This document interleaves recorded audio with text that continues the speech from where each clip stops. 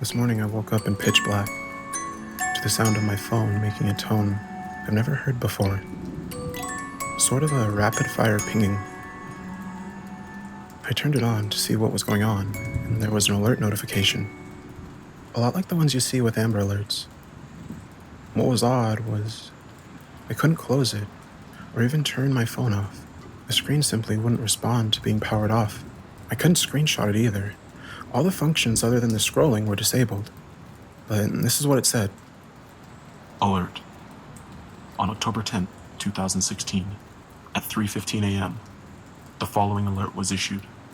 Reports of an anomalous signature on radar were reported near St. Cloud. Advisory. Stay indoors. Bring all house pets inside. Turn off all noise-making devices. Seek shelter in basements or rooms without windows or doors to the outside. Emergency services are suspended until 5:30, October 10th, 2016. Threat level is severe. Obey all instructions to prevent unnecessary loss of life or property. Alert is valid until 8 p.m. Now obviously, this was pretty fucking concerning. It's late in the season for any large storms, but it's not unheard of. And we've had tornadoes here before. I could hear the rain on the windows and the sounds of wind. So I grabbed my 3 cats and took us down to the basement with some food and a sleeping bag. My basement is cramped and full of all kinds of junk.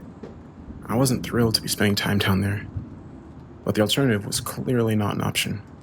While the cats wandered around, digging in boxes and knocking things over, I had time to sit and read the alert over and over again, which is when things started to seem strange. I must have missed it the first time, but now I noticed the warning to turn off all noise-making devices. What did that mean? Why would that be important? Even with the television at full blast, you'd certainly be able to hear a tornado coming, or at the very least see the damage it was inflicting. I reluctantly admitted that, looking at it that way, it seemed at least a little more reasonable. But now I was also looking at the alert itself. The interface of the warning wasn't one I recognized. The border wasn't consistent with any apps or the OS. I wondered if it was a virus. I had to work in a few hours, and didn't want to stay awake for nothing. Leaving the cats downstairs, I went up and turned on the television in the living room.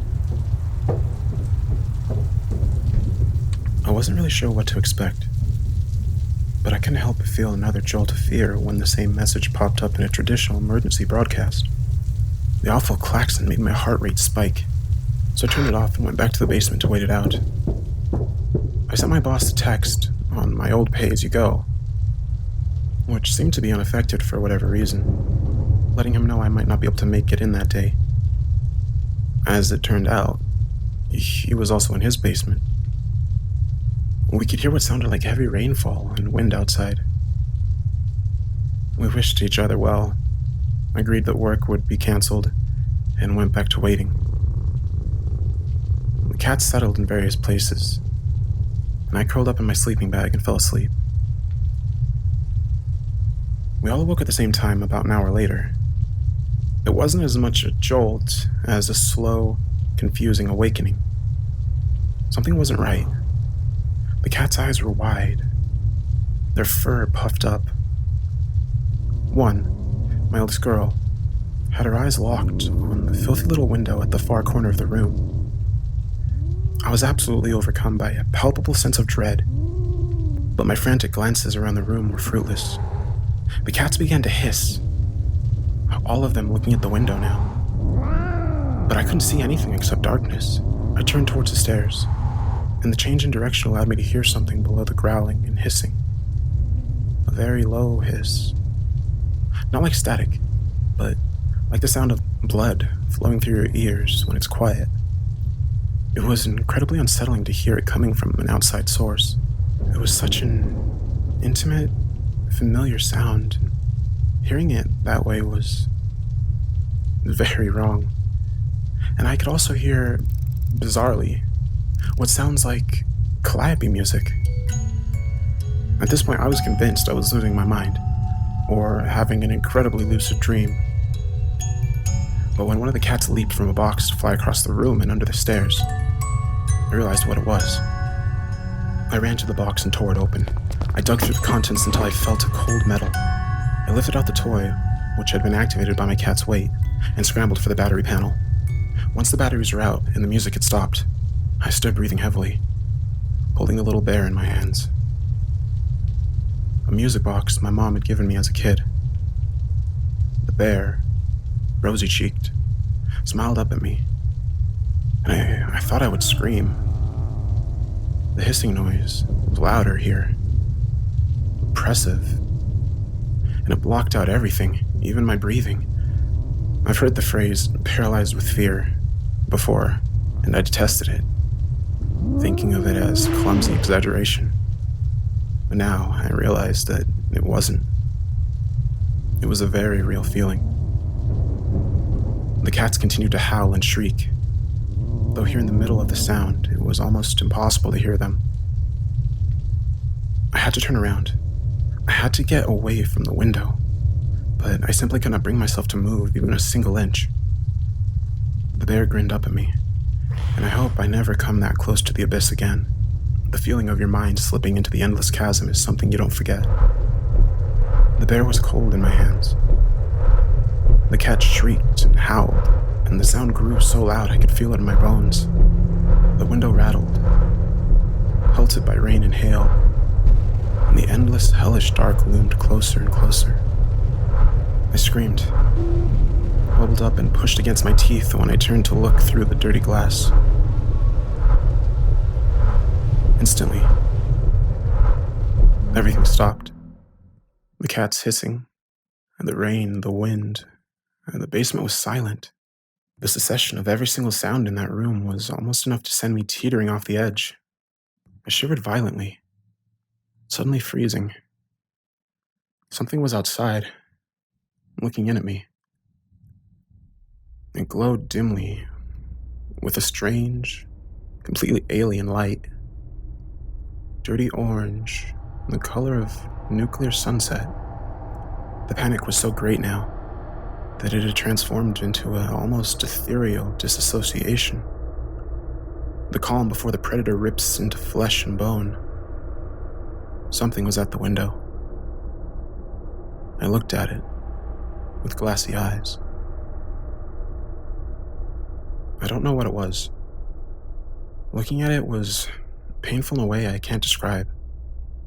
The sight of it, so completely foreign, made my brain feel as if it was being exploded violently outward, tearing at the seams. The only thing that comes close is an optical illusion, something that exists but cannot be. Whatever it was, it had no business here. It was a kind of cloud, a solidified mist, like smoke. But the smoke was very much alive and aware. It was massive, and I think it must have messed with some of my other senses, because I was very much cognizant of the fact that it was larger than my house, larger than many houses. It had been drawn to the calliope music.